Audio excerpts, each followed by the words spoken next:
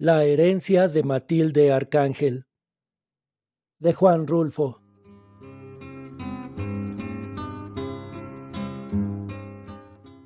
En Corazón de María vivían, no hace mucho tiempo, un padre y un hijo conocidos como los eremites, si acaso porque los dos se llamaban Euremios, uno Euremio Cedillo, otro Euremio Cedillo también, aunque no costaba ningún trabajo distinguirlos, ya que uno le sacaba al otro una ventaja de 25 años bien colmados.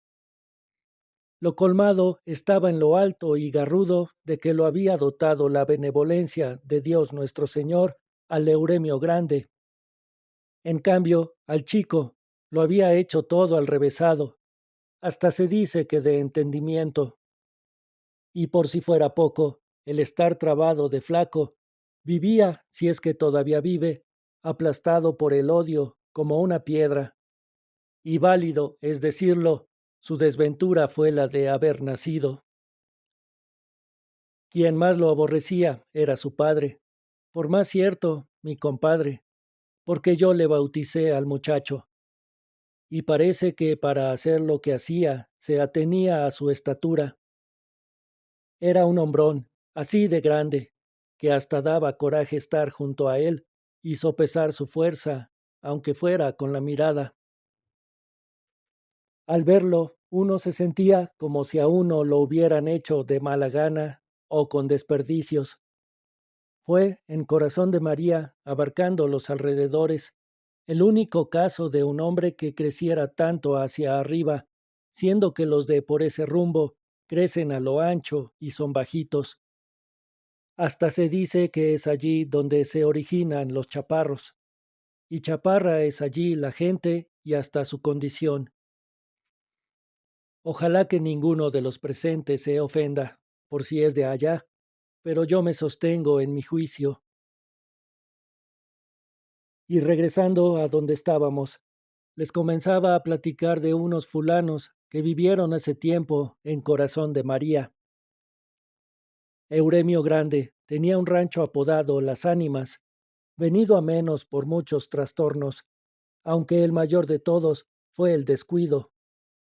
Y es que nunca quiso dejarle esa herencia al hijo que, como ya les dije, era mi ahijado. Se lo bebió entero a tragos el vingarrote, que conseguía bebiendo pedazo tras pedazo de rancho, y con el único fin de que el muchacho no encontrara cuando creciera de dónde agarrarse para vivir. Y casi lo logró.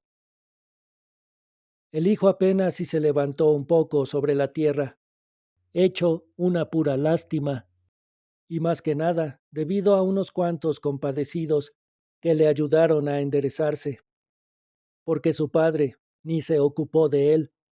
Antes parecía que se le cuajaba la sangre de solo verlo. Pero para entender todo esto hay que ir más atrás, mucho más atrás de que el muchacho naciera, y quizá antes de que Euremio conociera a la que iba a ser su madre. La madre se llamó Matilde Arcángel. Entre paréntesis, ella no era de Corazón de María, sino de un lugar más arriba que se nombra Chupaderos, al cual nunca llegó a ir el tal Cedillo, y que si acaso lo conoció fue por referencias. Por ese tiempo ella estaba comprometida conmigo, pero uno nunca sabe lo que se trae entre manos. Así que cuando fui a presentarle a la muchacha, un poco por presumirla y otro poco para que él se decidiera a apadrinarnos la boda, no me imaginé que a ella se le agotara de pronto el sentimiento que decía sentir por mí, ni que comenzaran a enfriársele los suspiros y que su corazón se lo hubiera agenciado otro. Lo supe después. Sin embargo, habrá que decirles antes quién y qué cosa era Matilde Arcángel. Y allá voy. Les contaré esto sin apuraciones, despacio. Al fin y al cabo, tenemos toda la vida por delante. Ella era hija de una tal doña Cinesia, dueña de la fonda de chupaderos, un lugar caído en el crepúsculo, como quien dice, allí donde se nos acaba la jornada. Así que cuanto arriero recorría esos rumbos, alcanzó a saber de ella, y pudo saborearse los ojos mirándola, porque por ese tiempo, antes de que desapareciera, Matilde era una muchachita que se filtraba como el agua entre todos nosotros. Pero el día menos pensado, y sin que nos diéramos cuenta de qué modo, se convirtió en mujer. Le brotó una mirada de semisueño que escarbaba clavándose dentro de uno, como un clavo que cuesta trabajo desclavar. Y luego se le reventó la boca, como si se la hubieran desflorado a besos. Se puso bonita la muchacha, lo que sea de cada quien. Está bien que uno no esté para merecer. Ustedes saben, uno es arriero, por puro gusto, por platicar con uno mismo mientras se anda en los caminos. Pero los caminos de ella eran más largos que todos los caminos que yo había andado en mi vida, y hasta se me ocurrió que nunca terminaría de quererla. Pero total, se la apropió el Euremio. Al volver de uno de mis recorridos, supe que ya estaba casada con el dueño de las ánimas. Pensé que la había arrastrado la codicia y tal vez lo grande del hombre. Justificaciones nunca me faltaron.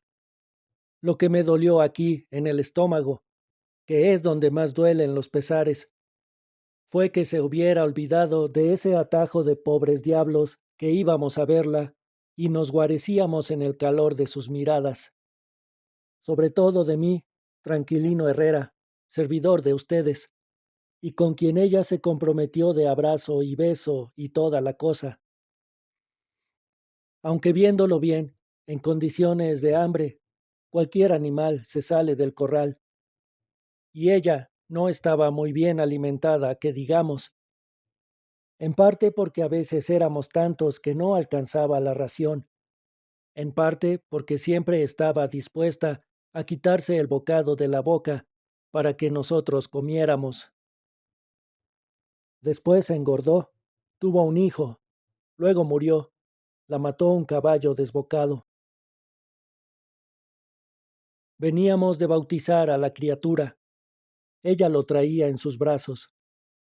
No podría yo contarles los detalles de por qué y cómo se desbocó el caballo, porque yo venía mero adelante. Solo me acuerdo que era un animal rosillo. Pasó junto a nosotros como una nube gris, y más que caballo, fue el aire del caballo el que nos tocó ver, solitario, ya casi embarrado a la tierra. La Matilde Arcángel se había quedado atrás, sembrada no muy lejos de allí, y con la cara metida en un charco de agua. Aquella carita que tanto quisimos tantos, ahora casi hundida, como si se estuviera enjuagando la sangre que brotaba como manadero de su cuerpo todavía palpitante. Pero ya para entonces no era de nosotros, era propiedad de Euremio Cedillo, el único que había trabajado como suya. Y vaya si era chula la Matilde, y más que trabajado, se había metido dentro de ella mucho más allá de las orillas de la carne, hasta el alcance de hacerle nacer un hijo. Así que a mí, por ese tiempo, ya no me quedaba de ella más que la sombra, o si acaso, una brizna de recuerdo. Con todo, no me resigné a no verla. Me acomedí a bautizarles al muchacho, con tal de seguir cerca de ella, aunque fuera nomás en calidad de compadre. Por eso es que todavía siento pasar junto a mí ese aire que apagó la llamarada de su vida, como si ahora estuviera soplando, como si siguiera soplando contra uno.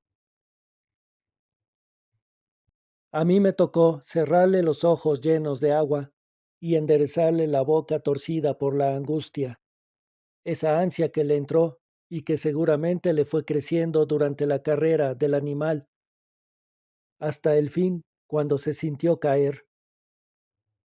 Ya les conté que la encontramos embrocada sobre su hijo. Su carne ya estaba comenzando a secarse, convirtiéndose en cáscara por todo el jugo que se le había salido durante todo el rato que duró su desgracia. Tenía la mirada abierta, puesta en el niño. Ya les dije que estaba empapada en agua, no en lágrimas, sino del agua puerca del charco lodoso donde cayó su cara, y parecía haber muerto contenta de no haber apachurrado a su hijo en la caída, ya que se le traslucía la alegría en los ojos. Como les dije antes, a mí me tocó cerrar aquella mirada todavía acariciadora, como cuando estaba viva. La enterramos. Aquella boca, a la que tan difícil fue llegar, se fue llenando de tierra. Vimos cómo desaparecía toda ella sumida en la hondonada de la fosa, hasta no volver a ver su forma. Y allí, parado como horcón, Euremio Cedillo, y yo pensando, si la hubiera dejado tranquila en Chupaderos, quizá todavía estuviera viva.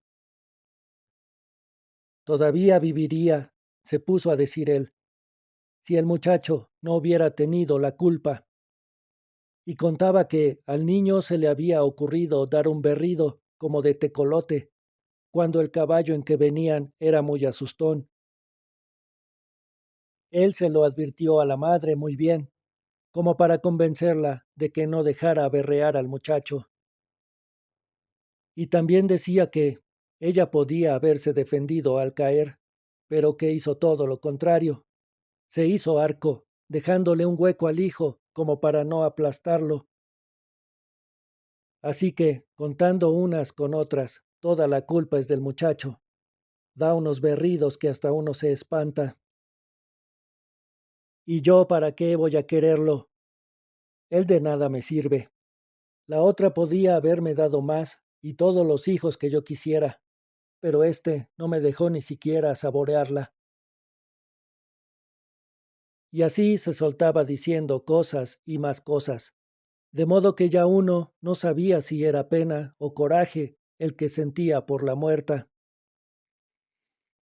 Lo que sí se supo siempre fue el odio que le tuvo al hijo, y era de eso de lo que yo les estaba platicando desde el principio.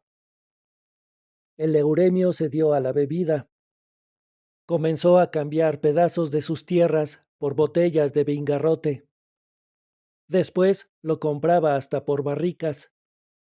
A mí me tocó una vez fletear toda una recua con puras barricas de vingarrote, consignadas al Euremio.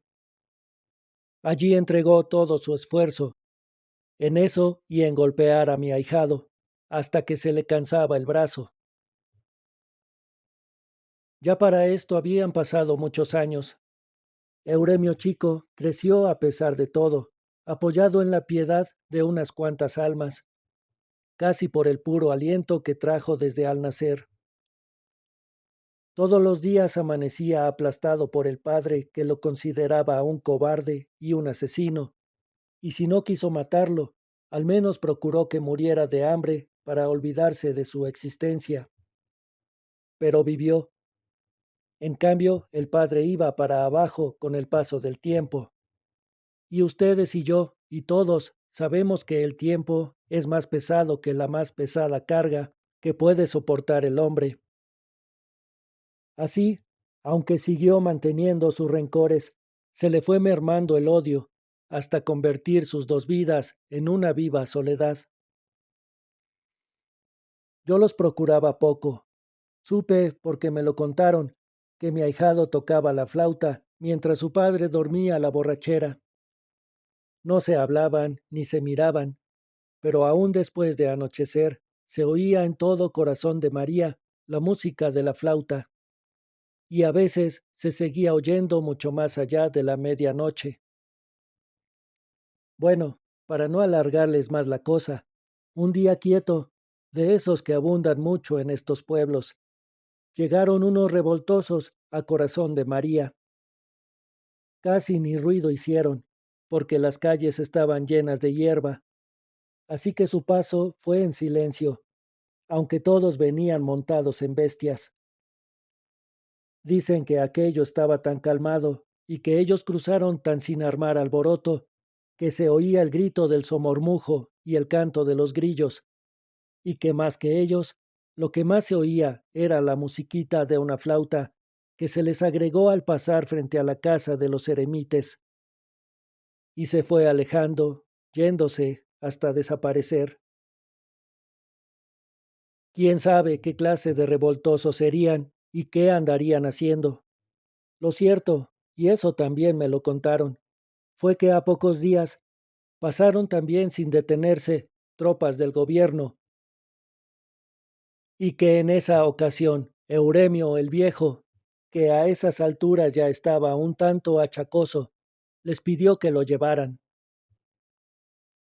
Parece que contó que tenía cuentas pendientes con uno de aquellos bandidos que iban a perseguir. Y sí, lo aceptaron. Salió de su casa a caballo y con el rifle en la mano, galopando para alcanzar a las tropas. Era alto, como antes les decía, que más que un hombre parecía una banderola, por eso de que llevaba el greñero al aire, pues no se preocupó de buscar el sombrero. Y por algunos días no se supo nada. Todo siguió igual de tranquilo.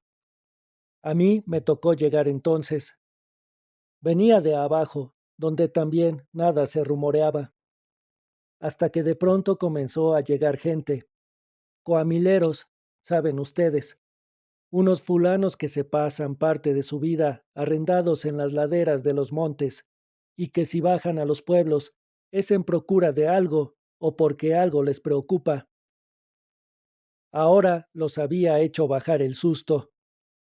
Llegaron diciendo que allá en los cerros se estaba peleando desde hacía varios días, y que por ahí venían ya unos casi de arribada. Pasó la tarde sin ver pasar a nadie. Llegó la noche. Algunos pensamos que tal vez hubieran agarrado otro camino. Esperamos detrás de las puertas cerradas.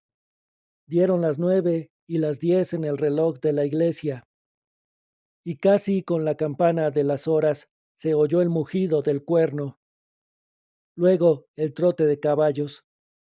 Entonces yo me asomé a ver quiénes eran, y vi un montón de desarrapados montados en caballos flacos, unos estilando sangre y otros seguramente dormidos porque cabeceaban. Se siguieron de largo. Cuando ya parecía que había terminado el desfile de figuras oscuras, que apenas si se distinguía de la noche, comenzó a oírse, primero apenitas y después, más clara, la música de una flauta. Y a poco rato vi venir a mi ahijado Euremio, montado en el caballo de mi compadre Euremio Cedillo. Venía en ancas, con la mano izquierda dándole duro a su flauta, mientras que con la derecha sostenía, atravesado sobre la silla, el cuerpo de su padre muerto.